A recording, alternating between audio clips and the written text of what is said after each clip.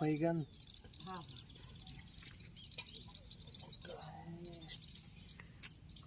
बाबा 2-3 खपा दिला स्टॉप करू बघा इथे दिसलं का आहे का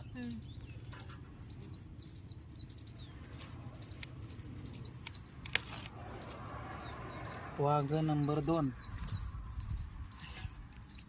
भाजीला वांगे काढत आहे तर बघा आता आमची वांग्याची भाजी आईला इथं बी हाय चिंगूळच नाही काय करावं नको काढा ना छोटे नको लय हे बघा इथे 2 आहेत कुठे